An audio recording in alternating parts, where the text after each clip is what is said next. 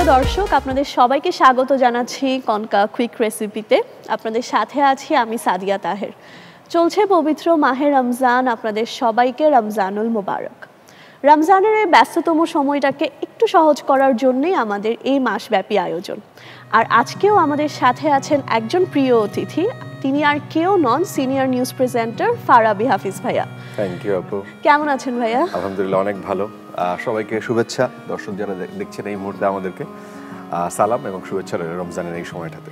আমরা তো ভাইয়া রমজান তো শেষের দিকেই, প্রায় ঈদ চলে আসছে সামনে। এই রমজান থেকে তো আমাদের ঈদের প্রিপারেশনটা মোটামুটি শুরু হয়ে গেছে অলরেডি। আপনার বাসায় এটা আমার বাসায় তো 1 ডিগ্রি উপরে মাসের শুরু থেকে শুরু হয়, মানে রমজানের শুরু থেকে শুরু হয়, সেটা শেষের দিকে নতুন নতুন যেই ডিজাইন সেটা তো পাওয়া যাবে না, শেষ হয়ে যাবে। সো আগে ওইটার দখল নেয়ার জন্য আমাদের চেষ্টা থাকে আর কি, মানে ব্যাক এন্ডের আর কি, এটা পরিষ্কারভাবে বলা যাবে না এইভাবে। তো তাদের চেষ্টা থাকে শুরুতেই যাতে আগে থেকে শপিং এর কাজটা সেরে নেওয়া যায়। বিশাল লিস্ট। গ্রি এসি, এতে আছে অ্যান্টিব্যাকটেরিয়াল ফিল্টার। এর ইনভার্টার টেকনোলজি বিদ্যুৎ খরচ বাঁচায়, তাই বিশ্বের 1 নম্বর এসি নির্মাতা গ্রি। আর এই প্রফেশনে আসা বা এই ক্যারিয়ারে আসা, এটা কতটুকু আপনার জন্য ডিফিকাল্ট ছিল? প্লাস আপনি যারা এটাকে প্রফেশন হিসেবে নিতে চাই ফিউচারে, আমাদের যারা ইয়াংস্টার আছে ওদের জন্য আপনার কি উপদেশ, মানে কি করলে আপনার মতো একজন ফেমাস আর একজন মানে প্রফেশনাল এরকম যার সিনিয়র প্রেজেন্টার হওয়া যায়? আপনার এই প্রশ্নে, এই এনটিভিতে যখন এই প্রোগ্রাম দেখছে দর্শক, আমি এনটিভিতেই অডিশন দিতে আসছিলাম। আচ্ছা। অডিশন দিতে এসে একটা হাস্যকর ব্যাপার, আমি যাদেরকে দেখলাম, মানে নিউজের জন্য অডিশন, নিউজ প্রেজেন্টেশনের, সরি, সেখানে যাদেরকে দেখলাম ওনারা এত স্মার্ট, এত ড্যাশিং ছিলেন, এত সুন্দর ছিলেন, গেট আপ এত সুন্দর। তখন তো আমি ইউনিভার্সিটিতে পড়ি, সেকেন্ড ইয়ারে পড়ি। তো আমি তো একটা স্যান্ডেল পায়ে প্যান্ট শার্ট পরে চলে আসছি। আমি এসে দেখলাম যারা বসা, তাদের সাথে আমি কোনো দিক দিয়েই যাই না।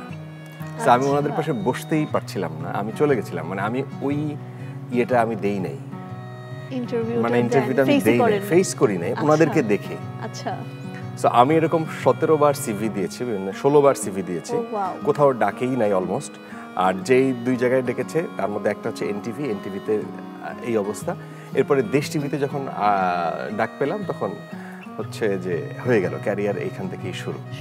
বাট তাও আমার মনে হয় স্টোরিটা অনেক ইন্সপায়ারিং, ব্যাক স্টোরিটা তো আছে, এটা সবার জন্যই একটা ইন্সপায়ারিং স্টোরি। আপনার মতো আসলে অনেকেই হতে চায়। আর যেহেতু আপনি আজকে আমার কিচেনে এসেছেন, আপনার জন্য কিন্তু একটা স্পেশাল রেসিপি করে দেখাবো আমি। আচ্ছা। এটার জন্য আমাদের একটু কিচেনে চলে যেতে হবে। আমি ভয় পাচ্ছিলাম যে আমাকে কিছু করে দেখাতে না বলেন। আপনি শিখে যাবেন আর বাসায় চেষ্টা করবেন। আমি ট্রাই করব ডেফিনেটলি। চলুন ভাই, আমরা নিশ্চয়ই সহজ কিছু থাকবে। একদম।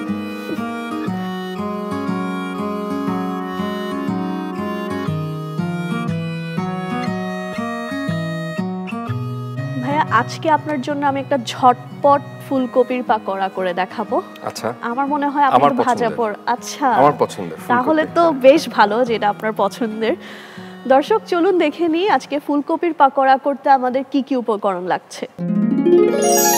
ফুলকপির পাকোড়া উপকরণ: ফুলকপি পরিমাণ মতো, ময়দা 3 টেবিল চামচ, কর্নফ্লাওয়ার 2 টেবিল চামচ, লবণ স্বাদ মতো, হলুদ গুঁড়া 2 চা চামচ, কালো গোলমরিচের গুঁড়া 1 চামচের 4 ভাগের 1 ভাগ, জিরার গুঁড়া 1 চামচের 4 ভাগের 1 ভাগ, গরম মশলার গুঁড়া 1 চামচের 4 ভাগের 1 ভাগ, রসুন বাটা 1/2 চা চামচ, আদা বাটা 1/2 চা চামচ, মরিচ গুঁড়া 1 চা চামচ, পানি পরিমাণ মতো, তেল পরিমাণ মতো। গ্রি এসি, এতে আছে অ্যান্টিব্যাকটেরিয়াল ফিল্টার।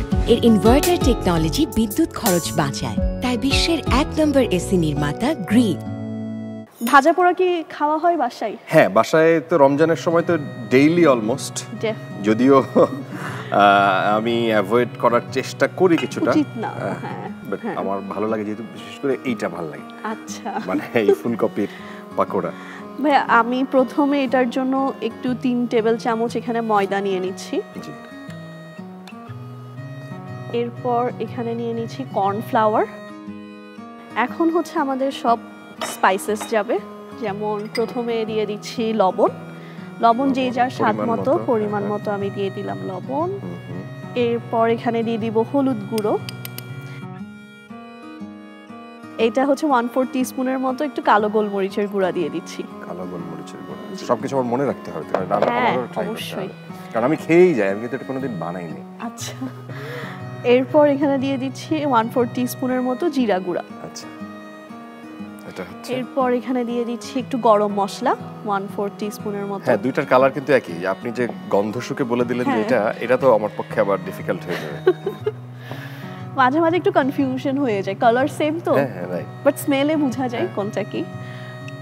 এরপর এখানে হাফ চা চামচের মতোই রসুনের বাটা দিয়ে দিলাম। এরপর হচ্ছে এখানে দিয়ে দিব হাফ চা চামচ আদা বাটা। জি এটা তো চিনে ফেলছি একদম। এরপর এখানে হচ্ছে 1 চা চামচের মতো মরিচের গুঁড়া। বাই দ্য ওয়ে, আপনার কিচেন অনেক সুন্দর, Thank পুরো you জিনিস so তো much. মানে কনকা দিয়ে ঠাসা। কনকার কনকার যে এত সবকিছুই কিছু আছে অনেক এটা আমি নিজেও জানতাম না। হ্যাঁ, এবার ঈদে ভাবিকে গিফট করতে পারেন আপনি চাইলে, যেহেতু আচ্ছা। উনি রান্না করতে খুব পছন্দ করে, কনকার কোনো একটা প্রোডাক্ট তো দেয়াই যায়। এটা কিন্তু এখন আমরা একটু পানি দিয়ে মিক্স করে নিব, মিক্স করে একটা ব্যাটারের মতো তৈরি করে নিব। এখানে আমরা প্রায় হাফ কাপ থেকে একটু বেশি পানি ব্যবহার করছি আচ্ছা, জাস্ট পেস্ট করা নাকি? পেস্ট করার জন্য জাস্ট। হ্যাঁ, মানে অতটা পানি না। হ্যাঁ। এখন এখানে আমার কাছে আছে একটু বড় সাইজ করে কাটা ফুলকপিটা। এটা কিন্তু আমরা জাস্ট 1 থেকে 2 মিনিটের মতো একটু ব্লাঞ্চ করে নিয়েছি। ব্লাঞ্চ মানে হচ্ছে একদম ফুটন্ত গরম পানিতে যখন আমরা এটা দিব আর সাথে সাথে 1 মিনিটের মধ্যে আবার তুলে নিব। হ্যাঁ, আচ্ছা, এটাই আচ্ছা, জাস্ট ব্লাঞ্চ করা। এরপর এটা আমি এখানে দিয়ে দিচ্ছি, তো ব্যাটারটাকে একসাথে মিক্স করে নিচ্ছি। রমজানে আমার মনে হয় সবচেয়ে কমন খাবারের মধ্যে এটা খাবার একটা। একদম সারা পৃথিবীতে কিনা জানি না, আমি বাংলাদেশে এটা দেখেছি আর কি। বাংলাদেশে তো পাকোড়ার কিছু না থাকলে মনে হয় ইনকমপ্লিট একদম। এখানে তেলটা একটু দিয়ে দিলাম। এটা তো অনেক তেল দেয়া লাগে না, ডুবো তেলে ভাজতে হ্যাঁ, হয়। ডুবো তেলে ভাজতে হয় একটু। বিষয়টা হয় কি, আমরা বাইরে কাজ করি তো, বাইরের এই যে ঘরের এই যে ছোট ছোট কাজ, যেহেতু কোনো সময় আমি মনোযোগ দেই নাই, সেহেতু কোনো সময় নিজের ট্রাইও করা হয় নাই। আচ্ছা, আমি তো দেখলাম যে খুবই সহজ। খুবই সহজ। আর কনকা হোম অ্যাপ্লায়েন্স থাকলে তো সবকিছু আরো সহজ হয়ে যায়। তেলটা হ্যাঁ, ফুললি হ্যাঁ, গরম করতে হ্যাঁ, নেই, গরম একদম করে নেওয়া আমরা হয়েছে। তেলটা একটু গরম করে নিয়েই ফুলকপিগুলো একটু ভেজে নিচ্ছি। তাহলে আপনিও তো অনেক কিছু এক্সপেরিমেন্ট করেন মনে হয় বাসায়। মোটামুটি করাই হয় ভাইয়া। গ্রি এসি, এতে আছে অ্যান্টিব্যাকটেরিয়াল ফিল্টার। এর ইনভার্টার টেকনোলজি বিদ্যুৎ খরচ বাঁচায়, তাই বিশ্বের 1 নম্বর এসি নির্মাতা গ্রি। হ্যাঁ, আমাদের এটা ডান। আমরা এখন এটা নামিয়ে নেব। খুব একটা সময় না, এটা হ্যাঁ। হয়ে যায়, বোঝা যায় যে কালারটা যখন চেঞ্জ হয়ে যায়। চেঞ্জ হয়ে যায়। এখন আমি একটা সার্ভিং ডিশ নিয়ে নিব, এটাতে একে একে আমি সব নামিয়ে নিচ্ছি।